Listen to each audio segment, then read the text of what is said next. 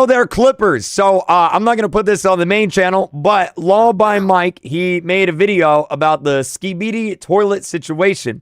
It's 14 minutes long, and everyone in my chat totally asked me to react to this video and watch it. That's why they're spamming no right now. So let's go ahead and let's watch this video and react to it, see what's going on. What's Skibidi toilet video? What the heck? Okay.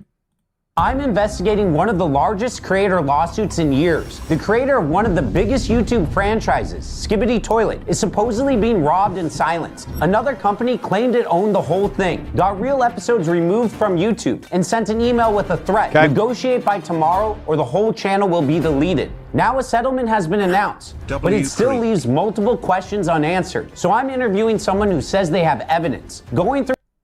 Is that the FUBU?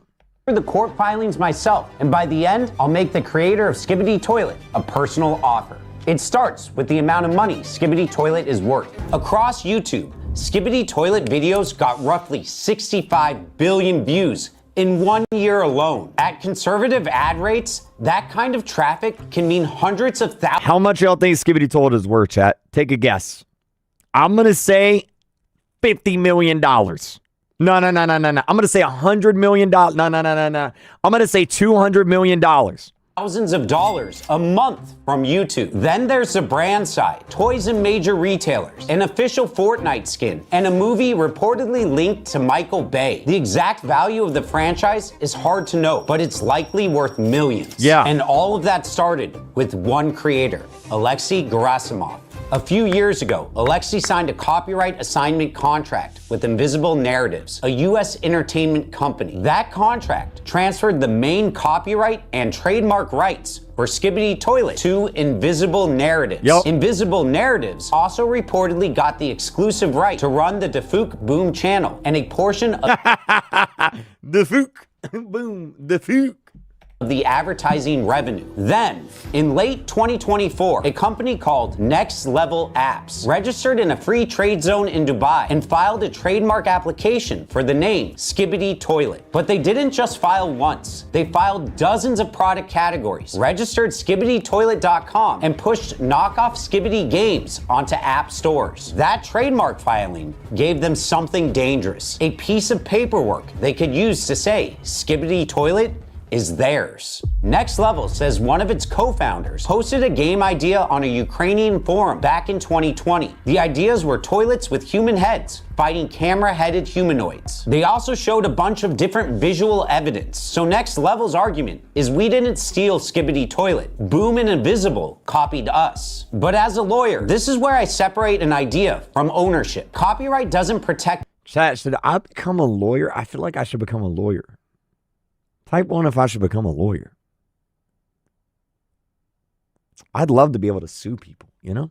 A general idea, like toilets fighting camera people. It protects the actual expression, the art, characters, videos, and story that were created. And Next Level's early materials appear different from what Alexei actually made. So this ownership argument seems weak. Later we'll discuss how Alexei has been silenced and how most fans believe something sinister may be going on. But next is the scary part. Next Level submitted this form claiming it owns Skibidi Toilet. It's a DMCA takedown notice. It's a legal tool used to tell a platform, this video stole my work. So if someone re-uploaded the entire B movie to YouTube, the creator of the movie could say, hey, that's not yours, that's ours. Please take it down. And then YouTube would then have the creator take it down. At the bottom, it says something like, I declare under penalty of perjury that I am the copyright owner. That means you're legally swearing it's true, but the system doesn't check whether it's true before the video comes down. Yeah. YouTube has a strong legal incentive to remove the content once the form arrives. Under the DMCA, platforms get something called a safe harbor, meaning they usually won't be blamed for a user's copyright infringement if they remove videos quickly after a valid takedown notice. So if the form looks valid, YouTube usually removes it first and asks questions later. So the system runs on a dangerous assumption that the person filing the notice is telling the truth. So YouTube treated the claim like it was real and removed access to Skibidi Toilet Season 25, the all-episode video for that season. Once that worked, Next Level followed up with something even more aggressive.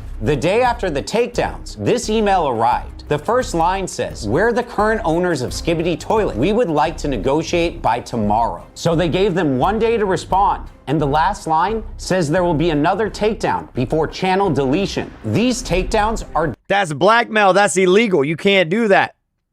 I don't think.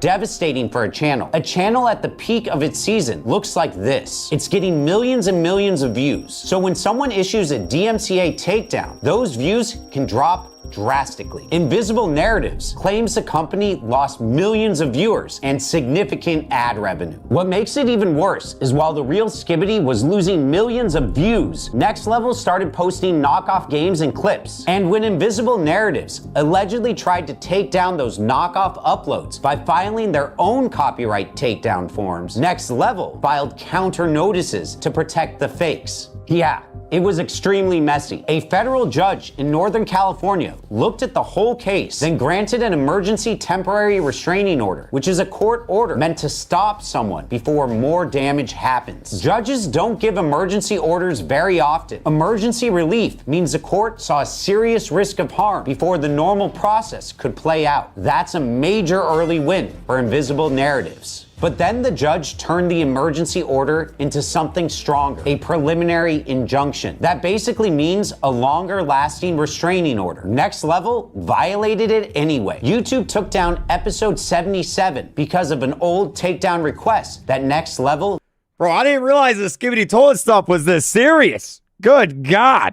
never pulled back. The episode stayed offline for 57 days. The court found Next Level in civil contempt, and they had to pay $160,000. So legally, Invisible Narratives was winning the early fights. But that brings up a stranger question. Where was the guy who actually made Skibidi Toilet? The federal lawsuit is Invisible Narratives versus Next Level Apps. Alexi's name isn't on it. He's not a plaintiff. Legal standing means you have the right to bring the lawsuit yourself. And when you give someone else your copyright, you usually give them the right to protect it in court too. That means Alexi likely couldn't sue Next Level and couldn't file his own takedowns. He probably gave up those rights when he signed the contract. And this is where I have two opinions at once. Legally, I get why Invisible is the plaintiff. It owns the assigned rights. It's the cleanest party to sue. But personally, I also think fans are right to care about Alexi. Fans didn't subscribe to a copyright assignment. They subscribed to Alexi's style, his weird humor, and the world he built one episode at a time. Then, the fight moved outside the courtroom. Leaked Discord messages started spreading where Alexi told fans he felt completely isolated from the process. Other screenshots made fans question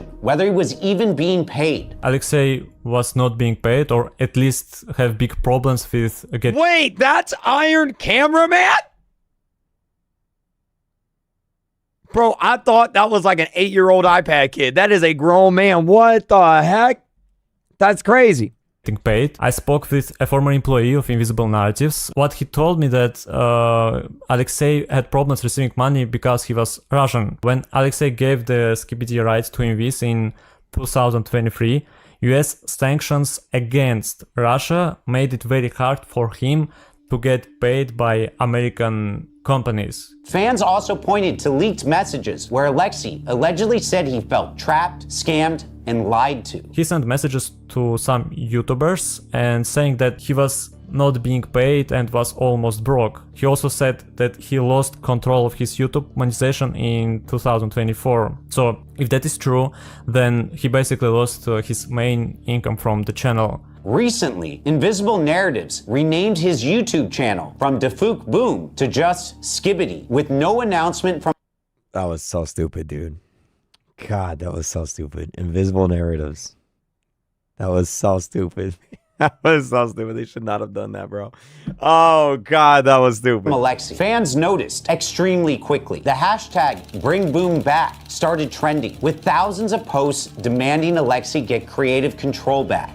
Invisible Narratives responded publicly, saying Alexi remains an executive producer and continues to earn from the franchise. But we haven't seen his full contract, so we don't really know what he agreed to or what he's allowed to say. And I get why fans are reacting this way. This isn't just a name change. It looks like the creator who built Skibidi Toilet had been pushed behind the company now controlling it. Everything what Invisible Narratives released on the Fugum channel so far has been terrible. There is no even Skibidi, it is just corporate slop. This explains the emotion behind the backlash. To fans, the contract didn't just move rights, it changed who they felt was steering the channel. And legally, that makes sense. Alexei signed over the IP and exclusive rights to run the channel to Invisible Narratives. Invisible Narratives has also said parts of the agreement are confidential. So when fans say, "Let Boom speak," they're asking a fair question. Can the original creator explain what happened without getting hit with a breach of contract lawsuit? A journalist said he spoke with Alexei, but the full interview never came out because Alexei wanted to approve his quotes. According to the journalist, there were some very interesting restrictions in place. He is not allowed to publicly speak on Invisible Narratives, Skibidi Toilet, or his contract. That backs up what fans are worried about. His silence may not be a choice. It may be part of the contract. Invisible also says it didn't tell Alexei to stay quiet. It says it encouraged him to speak, at least to trusted creators. But one screenshot Invisible published shows Alexei saying he was staying inside boundaries that were safe for him legally and reputationally. But the question remains, what can Alexei actually say without violating his agreement? Do you think Alexei needs a lawyer? Yeah, I think he definitely needs a lawyer. Fans deserve a clear answer, and Alexei deserves a chance to speak for himself. So Alexei, if you're watching this, you may have signed something that prevents you from publicly discussing aspects of your contract. But I got good news for you. No one can keep you from talking to a lawyer. Reach out to me. We can see if there's a legal way to help. But this is where the story starts to feel backwards. While Invisible... Bro, it's actually crazy. Like, whether you like Skibidi Toilet or not, this is a serious situation that you should be paying attention to. Because the reality is, you've got a very corporate company coming in and taking over a YouTube series made by just an independent dude. That could happen to anything or anybody. It might be Skibidi Toilet today. Tomorrow, it might be, I don't know, Glitch. It might be the Amazing Digital Circus. It might be the Verity. It might be whatever. Name some YouTube series you like by an independent creator. This could happen to them. It's very, even if you don't care about Skibidi Toilet, this is something, like, this is the line in the sand. Because it could happen to anybody and anything you care about. And that is why it's important to pay attention here. Narratives was fighting copyright strikes in court. It also started allegedly threatening using copyright strikes on fans. For example, Duder Flautin, a big animation channel, received strikes from Invisible Narratives just because he did not respond to message about working with them. Creators who had spent months making Skibidi fan games, animations, and remix videos supposedly started getting copyright strikes or emails from Invisible Narratives. Another YouTuber, One More Animator, also received strikes, but they don't even reach out to him. After he got strikes, he contacted them and asked to remove the strikes, and that's when company say that he need to sign the contract. One DMCA notice went after Skibidi Toilet characters inside Gary's mod, the same world Alexei used to make Skibidi Toilet in the first place. Alexei said he didn't send it. Reports said the notice came from Invisible Narratives. Isn't that exactly what Next Level did to them? Kind of. Invisible takedowns are different because Alexei gave them rights to Skibidi Toilet. So legally, they're in a stronger position than Next Level. But that doesn't mean every fan use is automatically illegal. Fair use can still matter. And copyright enforcement should be careful. They should go after fake official apps, commercial knockoffs, and people who are confusing fans. Not the fans who helped make the franchise valuable, because you can end up turning them against you. After we started the Let Which is exactly what happened. Boom Speak movement in April, Invisible Narratives and their consultant David started sending strikes to Skibidi fan channels. In total, they sent 27 strikes to 10 channels. As far as I know, they were not striking random Skibidi channels. They were mostly striking people who spoke against them. The strangest Uh-oh, they might strike me, chat. Uh-oh. Uh-oh. I might get my channel shut down by Invisible Narratives, chat. It might be over. Example I was given wasn't even about a Skibidi episode. It was about a screenshot used for commentary. There was also a very strange situation with David. He struck some of my videos because his Discord profile picture appeared in screenshot that I showed. His public Discord profile picture, and he claimed copyright ownership of it. In my opinion, showing someone profile picture inside screenshots of commentary is not the same thing as stealing someone's artwork or content. It was part of the context I was talking about. If true, I agree with that. That's where fair use matters. A screenshot used to explain a controversy is very different from stealing someone else's content. Just because you have the legal right to do something doesn't mean it's the smartest move. A lot of game companies learned this years ago. Some even let creators make videos about their games because they know fan content can help. Like, I bet y'all didn't know that. Did y'all know back when Minecraft first came out, you weren't allowed to make videos on it? If you made gaming videos on YouTube back in like 2010, they would take all your money. You weren't allowed to make videos on it. And then one day, all of these companies were like, now wait a minute. It's actually a good thing if people make videos on our games. Nintendo, for example, used to not allow you to make videos on their games. They would copyright you. Even just playing a sound effect from Mario would copyright you. And then one day, Nintendo learned, wait a minute, you know what? If people want to make videos on our games, that's a good thing.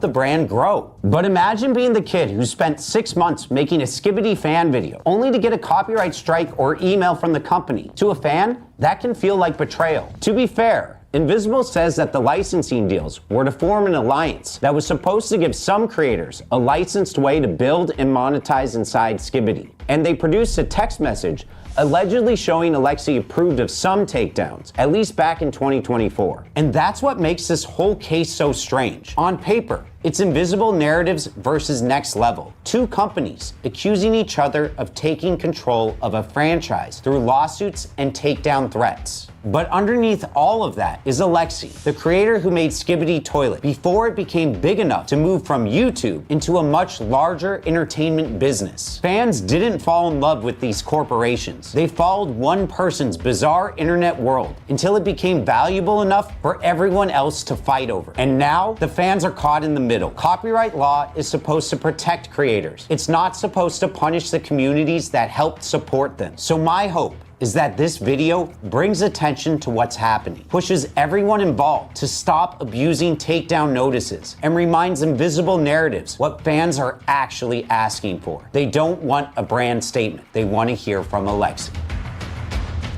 Dang, that's a good video. What do you guys think? It's, look, I have been a YouTuber for so long that I have seen situations like this a lot my whole life. You always have these corporate brands and companies come in and try to take over something or do something that, like,